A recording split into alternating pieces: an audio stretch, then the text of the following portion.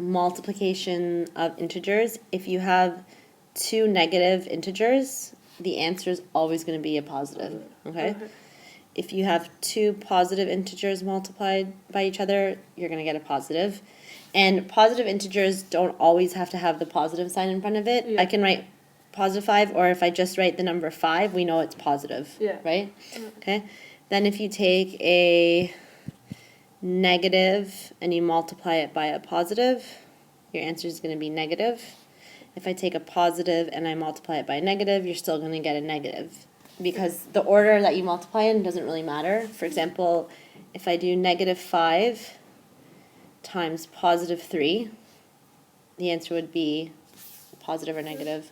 So it's going to be a negative. Negative. Good. And then 5 times 3 is 15. Or if I did positive 3 times negative 5, again, a positive and a negative, and then 3 times 5 is the same as 5 times 3. Yeah. Okay? What if I did positive 5 times negative 3?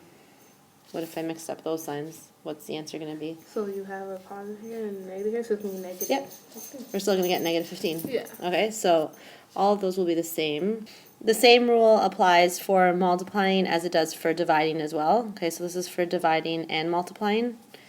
Same thing, if you take a negative and you divide by a positive, you'll get a negative. If you take a positive and divide by a negative, you'll also get a negative. So it's the same rule for division and multiplication. Okay? Okay, same for division, Yeah, multiplication, these signs exact are same thing, equal yeah, to me. exactly. Okay, so I don't know if you want to, you could do this question in steps. Okay, we know that we're going to multiply negative 3 times positive 5 and then times negative 4. So you can do this part first, right? Yeah. A negative multiplied by a positive will give us, Negative. good. And what's 3 times 5? 15. Good. So now the answer to this is negative 15, but then I still have to multiply it by negative 4. Is that question number? Yeah, C. Oh, C. C, yeah. Or sorry, just because I want to show you. So now we have negative 15 times negative 4. So it's a negative times a negative. Is going to give you a positive. Good. And then you can just do 15 times 4, which is 60. And that's the final answer. Okay? So in the question we had two negatives equal a positive, and then you had a positive. Well, a positive and a positive will always give you a positive answer. So I don't have to write positive 60, we can just write 60. And we have, you can do this in groups, because we're going to take the answer to this, and we're going to divide it by the answer to this. Okay? So let's do this part first.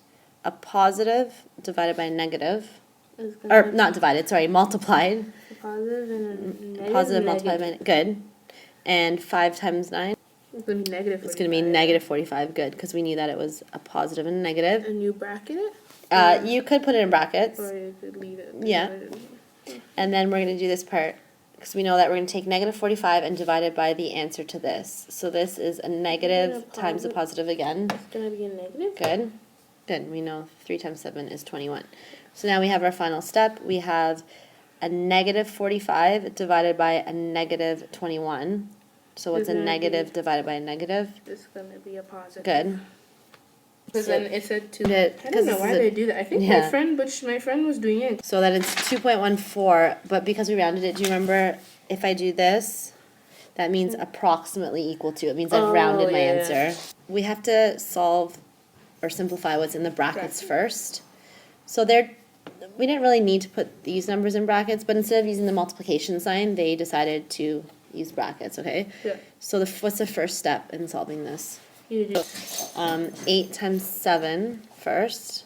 Yeah. Okay, so we're not doing anything with 56 divided by, and then we're gonna do this part after. So we're just gonna do this part. So But it's 8 left times in 7, there, right? yeah, and we can keep it in brackets, the answer. So 8 times 7 is 56. Yeah. Okay, I need a decimal, so I'm not sure.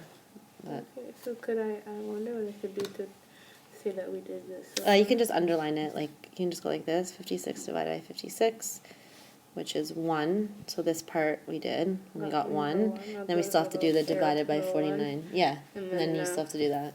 Do that, so I know divide that. So 1 divided by 49. And then that will be our answer. It's going to be a decimal again. divided by 49. Oh, Okay, 0.02. So let's just do 0.0. Made with Doodlecast Pro.